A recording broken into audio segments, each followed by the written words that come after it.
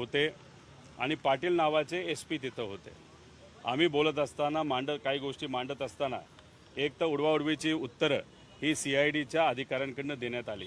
रामाजन साहेब शांत होते, पण पाटील हे जे अधिकारी आहेत अतिशय उडवाउडवीची उत्तरं। त्याच्यामध्ये काय, हा आमच्या तपासाचा भाग नाही।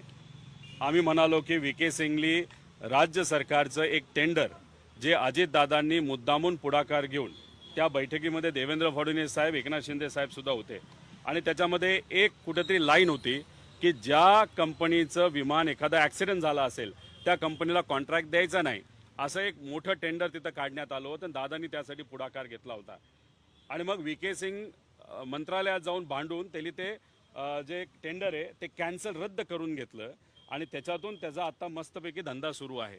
मग आम्ही त्यांना विचारलं ते टेंडर का कॅन्सल करण्यात आलं, त्याच्या मागे कुठेतरी सरकारचे लोक या व्यक्तीच्या मागे आहेत का, असे काही मुद्दे तिथं मांडले। त्याच्याचबरोबर आम्ही त्यांना काही प्रश्न केले, त्यांनी म्हणले आम्ही खूप खोलात गेलोय। म्हणलं काय खोलात गेलोय, काही 5 प्रश्न आम्ही तिथं केले, उत्तरं पण चुकीची उत्तरं दिली। म्हणजे जसं काय अल्कोहोल टेस्ट करत असताना त्या पायलटची अल्कोहोल टेस्ट ही ऑफिसमध्ये झाली का कुठं झाली, त्यांनी सांगितली ऑफिसमध्ये झाली। खरं तर ती ऑफिसमध्ये झाली नव्हती, ती विमानाच्या आत तिथं कॉकपिटमध्ये झाली होती। मग आता तुम्हाला बेसिक प्रश्न विचारल्यानंतर तुम्ही चुकीची उत्तर देत असाल तर मग आत्तापर्यंत तुम्ही काय लोणचं केलंय का या सगळ्या प्रकरणाच्या बाबतीत? कारण का अशा पद्धतीने उडवाउडवीची उत्तरं जर CID कडनं दिली जात असतील तर आम्ही या सगळ्या गोष्टीचा निषेध करतो। मुद्दामून अजितदादांचं तपासाचं प्रकरण हे दाबलं जाते। अजितदादांना न्याय कसा दिला जाणार नाही याचा पूर्णपणे त्या ठिकाणी प्रयत्न हा सरकारमधून मोठ्या नेत्यांच्या माध्यमातून तिथं केला जातोय, असं आमच्या सगळ्यांचं त्याच्यामध्ये मत आहे। आम्ही म्हणालो खरात प्रकारांचं आपलं काय करत आहात, ते म्हणाले खरात प्रकरण हे आम्ही बघत नाही, पण SIDला आम्ही तुमचं पत्र दिलेलं आहे, SID या बाबतीत तपास करते। मग CIDला काम कशासाठी दिले, का नुसतं बसण्यासाठी दिले, का इथं गोट्या खेळण्यासाठी दिलेलं आहे? त्यामुळे कुठं ना कुठंतरी इथं सरकारवर दबाव आहे।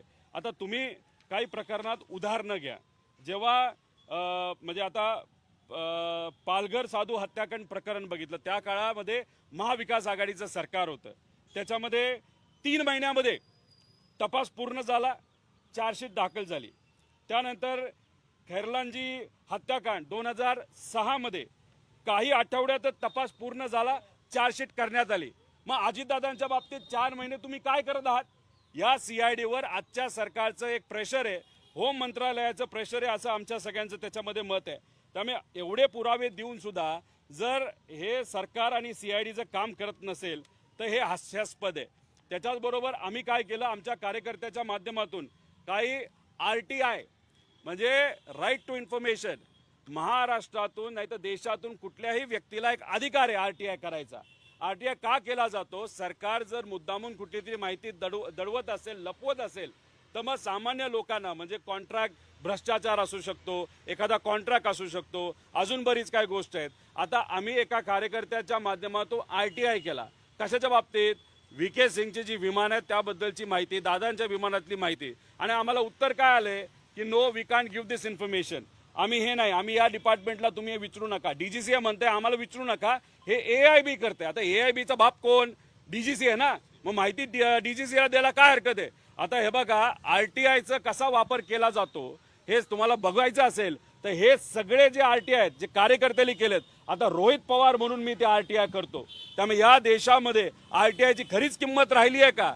जसा मीडियाचा आमच्या सगळ्यांचा आवाज दाबला जातो तर या कलमाचा पण आवाज हे सरकार दाबते का नाही हे जर बघायचं असेल तर उद्याच आम्ही RTI करणार आहे, बघू दूध का दूध आणि पाणी का पाणी। त्यामुळे ह्याला उत्तरं मिळतात का नाही हे आम्ही बघू। आणि काही लोकांना वाटत असेल ही उत्तरं नाही दिली तर रोहित पवारकडे पुरावा नाही। मला ज्या लोकांना असं वाटतंय त्यांना एवढं सांगायचंय की हे तुम्ही चित्र बघा, हा जो शॉल आहे, ज्यांना माहिती आहे, ज्यांना कळेल त्यांना कळणार आहे। या ज्या लोकांनी ही शॉल घातलेली आहे त्यांना मला सगळ्यांना सांगायचे, या शॉली सकट तुमचे फोटो माझ्याकडे आहेत आणि हे व्हिडिओ आणि फोटो कधी ना कधीतरी मी बाहेर काढणार आहेत। त्यामुळे या शॉलीच्या मागे जे रहस्य आहे बऱ्याच मोठ्या नेत्यांना त्या ठिकाणी माहिती आहे। त्यामुळे मला एवढंच सांगायचं आहे की हे विषय आजपर्यंत सगळ्याच गोष्टीचं कुठं राजकारण होऊ नये या भूमिकेतून आम्ही ह्याला हात लावलेला नाही। त्यामुळे आम्ही जो RTI करत आहोत त्या आरटीआयला सकारात्मक उत्तर आम्हाला मिळालंच पाहिजे. तो आमचा सगळ्यांचा अधिकार आहे. आणि मला असं वाटतं CID कडनं काही अपेक्षा करून चालणार नाही. तो जो पाटील कोण अधिकारी आहे उर्मट पद्धतीने त्या ठिकाणी बोलतो.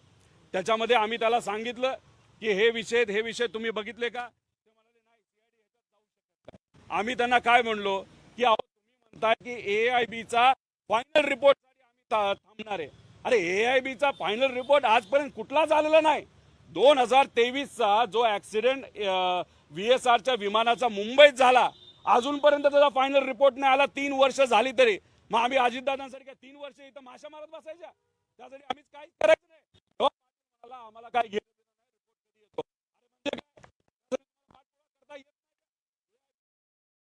येत नाही का? केंद्र सरकारशी बोला, चर्चा करा. त्यानंतर तुम्ही व्हॉट्सअप चॅट काय घेतले, व्हॉट्सअप चॅट मध्ये काय आले हे लोकांना त्या ठिकाणी सांगा. पण काय झालंय या सरकारच्या काळामध्ये कुठेतरी हा वाघ आहे फक्त दात काढून घेतलेत. आणि जसं कुत्र्याला आपण लगाम लावतो ना, या सगळ्या विभागाला या अधिकाऱ्या नेत्यांकडनं आणि नेते मित्राला वापरतायत, वाचवतायत. 210 कोटी रुपये VK सिंगला त्याच्या VSR कंपनीला देण्यात आले. आता तुम्ही बघा मोदी साहेबांनी सांगून सुद्धा तिची बिलं कशी निघतात बघा. मोदी साहेब एका बाजूला सांगतायत पैसेच नाहीत आमच्याकडे आणि VK सिंगचे आता कसे पैसे निघतात बघा पुढच्या महिन्यामध्ये. त्यामुळे एका बाजूला मित्राला तुम्ही वाचवताय आणि जो मित्र तुमच्या बरोबर राजकारणामध्ये त्याच्या चुलत्याला सोडून तुमच्या बरोबर आला आणि त्या ठिकाणी त्या मित्राला तुम्ही आज विसरून जात असाल. काय रे हे राजकारण आणि काय हा न्याय? जर मोठ्या नेत्याला न्याय मिळत नसेल तर गरिबांनी काय करायचं? पोलीस स्टेशनला जायचंच नाही, न्यायाची मागणी करायचीच नाही.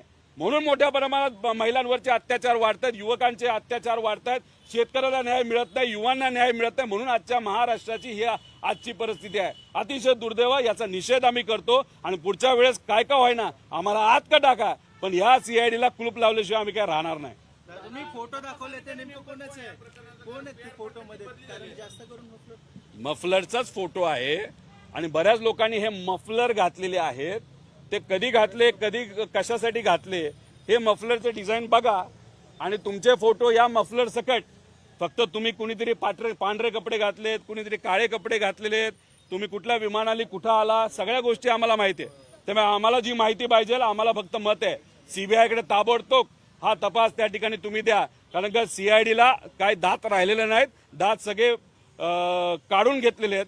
त्यामुळे आमचं मत आहे CBIला लवकरात लवकर तपास तुम्ही त्या ठिकाणी द्या. जल्लद गतीने सगळा तपास तिथं झाला पाहिजे आणि लवकरात लवकर कारवाई ही त्या ठिकाणी झालीच पाहिजे. अजून बरीच माहिती आहे पण ती बरीच माहिती नंतर त्या ठिकाणी आम्ही देऊ.